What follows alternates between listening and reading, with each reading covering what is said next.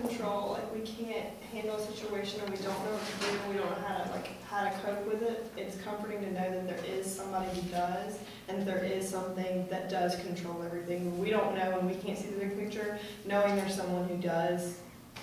Okay. There is something bigger than we are. Think about the Enlightenment. If you took it to its extreme, if you take that to its extreme, we are it. Now that's not really where the Enlightenment completely goes, because we've got the sense of this is what we can know and talk about with the Enlightenment. But if that's all you can really know, and you can't prove that God exists, and you do away with that, and we are it, this is the limit, right? How do you feel when big suffering comes along? It sucks. Yeah. Because then we are the only, it's kind of like big tsunami or earthquake or whirlwind or whatever, and I can't, yeah, there's nothing that's bigger than me that might protect me or that controls the universe or any of that. And there's not even, if you want to get mad at God, there's not even a God to get mad at. And if you take it to its extreme, you take it to nihilism, the point of nihilism, yeah, it's just, well, you just happen to be in the way of that low pressure cell. It's the best of all worlds. It's the best of all possible worlds, yeah. And it's not good, right? It's a pretty bad world to be the best of all possible worlds in one sense. But if there is a God out there who is at least there to get mad at, there's something. The sublime is similar. If you want to find a way to connect to what he's talking about here, the light of setting suns, it's what Job encounters in the whirlwind. It's not what we get in Little Lamb Who Made Thee, Dost Thou Know Who Made Thee. That's just sweet and happy. But when Job is suffering and suffering and suffering, even though God doesn't give him a reason, he says, oh, okay, not asking, you're in charge, right? So there is some recompense in knowing that even though it's a tornado that talks to him, you know, it's like, okay, that's better than me.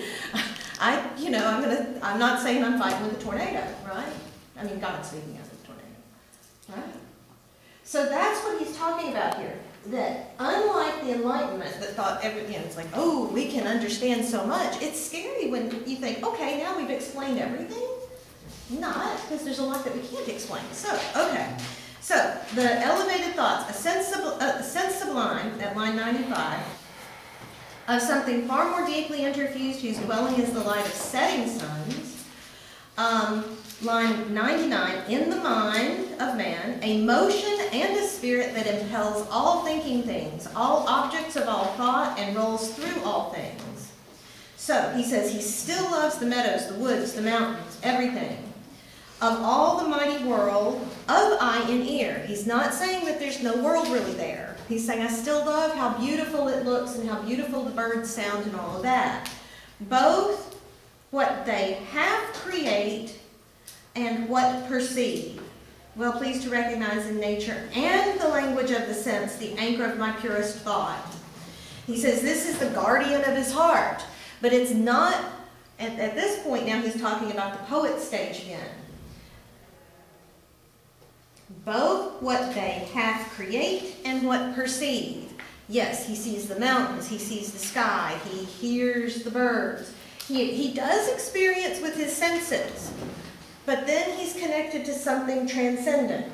Remember, it's not God, but something transcendent, or he doesn't know it is God at least. Maybe it is God, and he hasn't figured that out yet. There is some debate. He may have become a Christian right before he died. But there is this sense of that, you know, it's half create and half perceive. He's creating. The poet goes back home and puts something down on paper that goes beyond just the picture postcard. There is something in that he can also say, there is something bigger than all of us. That, okay, reading Dostoevsky back into this, which I shouldn't do, although he's a little bit romantic.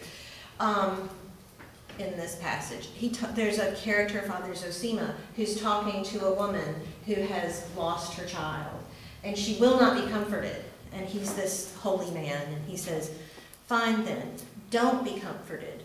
weep for your child, grieve for your child, and in time a joy will come. And so he allows her to be, it's not this, oh, cheer up, here, have, ice cream. Sometimes you just need to cry. What? Sometimes you just need to cry. It's what? Sometimes you just need to cry. Sometimes you just need to cry. Sometimes it's a bad day. And he says, then don't be comforted. And that's something that, God doesn't say, cheer up, or don't worry, be happy, as the old song was. Don't worry, but weep with those who are weeping and rejoice with those who are rejoicing. Something like that, like it's okay to cry, or something like that, like be thankful for your suffering or something like that. Yeah. It's not, it's my party and I'll cry if I want to, but, Jesus wept. Jesus wept, and he wept over, he wept when Lazarus died, right? So there's Jesus cried. yeah, so it's, there is that sense then that it's half perceived, with Wordsworth and poetry. The poet perceives the world and then creates in the poetry something that can give him comfort later. Okay, and now we've got a few minutes. What I want you to do for next time, okay, here is your assignment, your mission. You should choose to accept it.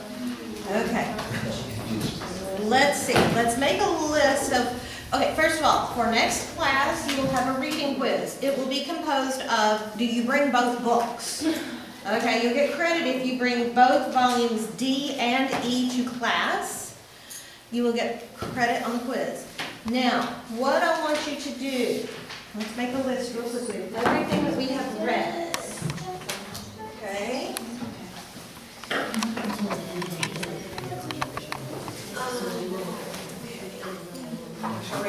Over here. All right, we have read. What's the first thing we read? Modest proposal. What's the next thing?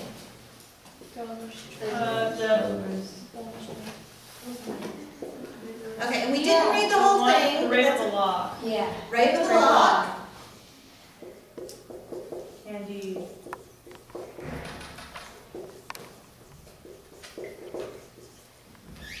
Okay. We read Imitations of, Oju. O2. We read Wordsworth. We read Okay. Blake. Okay, let's call it immortality. And we'll call it Tinternati. That's easier to remember. What about Blake? Songs of The Innocence tiger, and the lion, Experience. the lamb, and the lion. The tiger, the lamb, and two chimney sweepers. Chimney sweeper and chimney sweeper. Okay, the tiger is from Songs of Experience, lamb is Innocence, chimney sweeper, one from Experience, one from Innocence. And now, here's the thing. Okay. Who wrote these? Blake. William Blake. Blake. Yeah. Who wrote these? Swift. Swift. Taylor Swift. Okay. Who wrote Rape of the Lock? Pope. Once again, remember that's his last name, not his title. And Candide is by? Voltaire. Okay. And these two are by? Wordsworth. Okay, 1, 2, 3, 4, 5. Okay. 1, 2, 3. You three have to find lines from A Modest Proposal. You two choose Gulliver's Travels lines. You three have Rape of the Lock.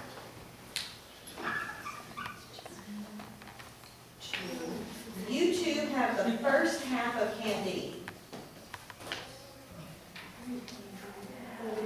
What? You won't be here, okay. Wait, do you have candy? Two. You have the second half of Candide.